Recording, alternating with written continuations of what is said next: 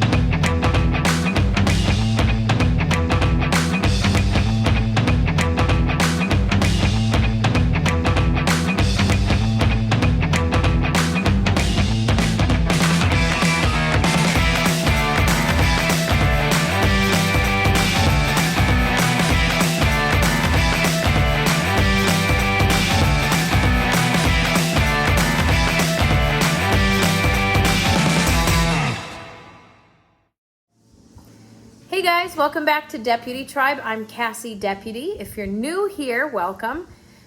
We are a home educating family of 8 kids. We live on a farm. We have a homestead here.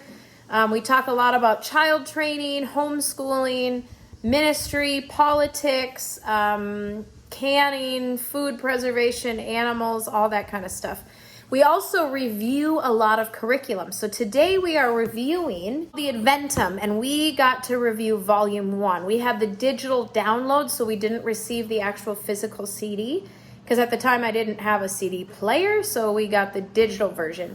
So you guys can check out the links below. I'll include a link to the website and then a link to the actual CD that I'm talking about. So basically what this is the beginning part of Genesis.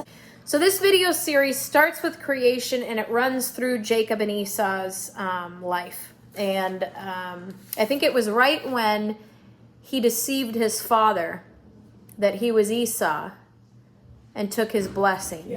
Yeah, I think that's where it ends. So it is an audio adventure epic, a series of gripping, immersive, and realistic adaptations that imagine the greatest stories of the Bible as if you were there. And that is very true. It is extremely dramatized. So music and sound effects and just like very over the top, like always cliffhanger feeling, like what's going to happen? That's what the whole thing from beginning to the end. So the beginning starts with, in the beginning, God. In the beginning, God created, and there's just music, and he describes creation. So instead of it being like we're reading the scriptures, it's more of like a storytelling. So, you know, like if I were to sit down and tell the story of creation to you, right, I would say like, and then the mountains burst up out of the ground, and the oceans came swooshing in, and you know, the sky was filled with birds, and you hear, you know, what are those dinosaur birds? What are those dinosaur birds called? Pterodactyls, along with the parrots and with, you know, and the animals came forth out of the ground, and you hear elephants and dinosaurs, and right? So that's more the feel of it. It's more of like a telling of the story. So it's extremely engaging. Kids are energized and motivated to learn more of what's hidden in the scriptures. It creates a powerful curiosity that makes you want to dive deeper into what actually happened in the Bible. And that's very true. As we were listening to it, there were certain, like, my biggest fear was that it wouldn't be scripturally accurate and that they'd put weird stuff in there that wasn't scripture. Like, I knew they were going to do a little bit extra biblical stuff, right? Like conversations between people, or like describing something in a way that maybe the Bible doesn't specifically say. Like I knew there'd be a little bit of that, but my biggest fear was that the main things they would thwart a little bit.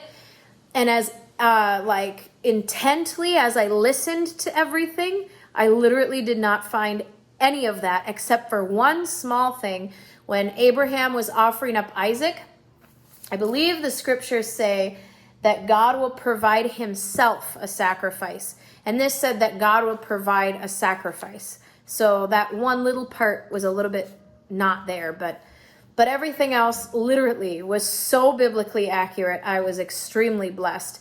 We were oftentimes going back to the Bible and seeing, is that really what they said? Is that really what happened? Like, it allowed me to see things in a new light. So I'll go through some of those specifics in a minute. But it really created a powerful curiosity to dive into the Bible and actually read what's in there. Lots of fun. So each episode is roughly 20-30 minutes kind of in there. So they're real short, easy to listen to. The length of like a TV, like a kid's television show. And like I said, it's very biblically accurate. God's voice, anytime God speaks, from what I heard, is 100% scripture. So God never speaks anything that's not in the Bible, which I liked. So they didn't thwart at all when God spoke. But like I said, it's more of a storytelling style. So for instance, like there's a lot of conversations between Adam and Eve, right? Like they're laying, wow, Adam, look at all the stars. I can't believe God made all those stars for us. Yeah, Eve, I know, or like Adam, tending to the animals. Oh, well, you have a partner. Well, you have a partner. Well, where's my partner? Like him having a conversation, like with himself. There is one part where Adam's talking to a parrot and the parrot's like repeating what he's saying. And my son thought that was just the most hysterical thing. He still to this day is quoting that part of the audio series. But also like conversations between Cain and Abel, like it really showed they were actual brothers. Like they probably fought over stupid things that brothers do, right?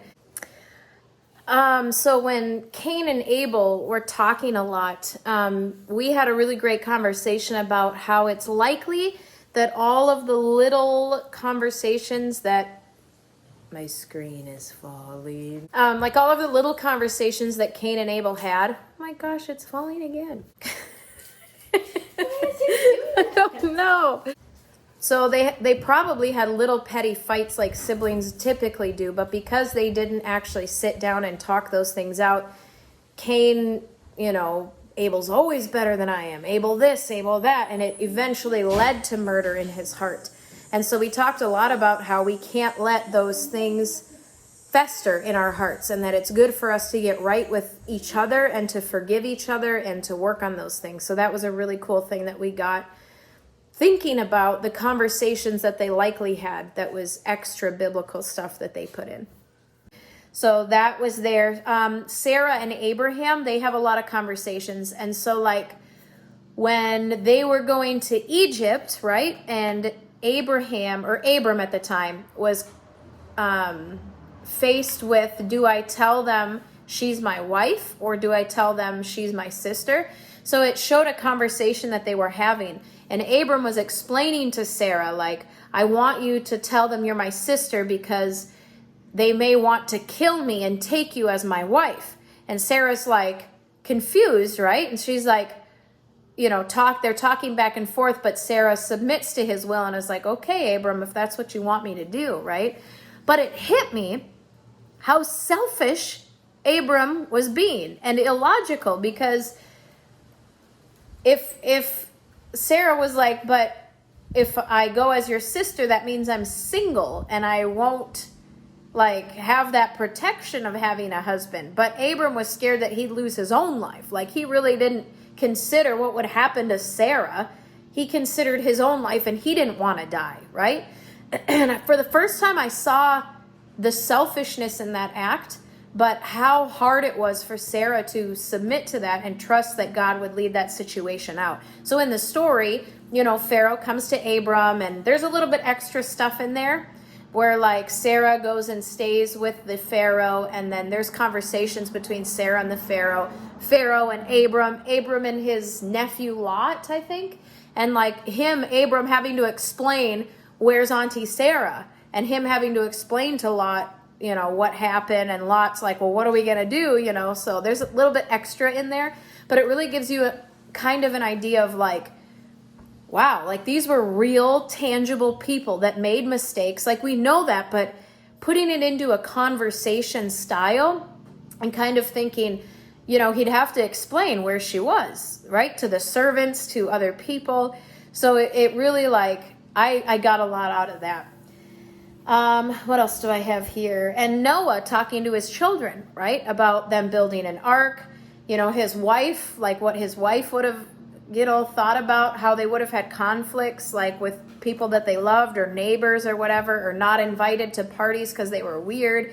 It just puts kind of that perspective on, if this were real life, what would it have affected? So that was really cool. So we listened to this when we were in the kitchen doing food prep, so preparing, produce from the garden and canning, peeling potatoes, chopping, canning. We would listen to it as a family, and my boys would be outside playing, and right when it came on, they'd run in and they'd sit down, and we all just were silent listening, and we couldn't stop listening because it's so engaging. We'd also use it in car rides. So we have a long drive to and from St. Paul. We live about 46 minutes to an hour out of the cities, and we drive down to the cities a lot. And so that was when we would listen to it, and then we would pause it, and my husband would talk and explain and teach while we were listening to it. So that was really fun to do as a family. And then even when we had friends over, instead of putting them in front of a television or whatever, we'd play an episode and they'd all sit and listen to it and use the theater in their mind to imagine what the story would have been like. So that's how we used it, and it was really, really, really fun. So I have a special offer for you guys from the Adventum people. And that is a discount code for free shipping within the US. So I'll include that discount code in the link below and right here on the screen. On top of that, this volume is currently 50% off. So if you're thinking about it and you want to try it out, now would be the time to do it. So check out my links below. Go ahead and visit theadventum.com and type in my code that's right here and in the description box below, and you'll get free shipping, and you can take advantage of their sale right now. So go ahead and check all that out. Also in the description box below, there's a link that you can listen to or watch or read other people's reviews on this exact same product. So thank you guys for tuning in. Give this video a thumbs up. Please share this so that all of your homeschool friends or your nieces and nephews, grandparents, whoever, can take advantage of this deal, because it's a really good deal. So thanks. Bye, guys. Jesus is coming.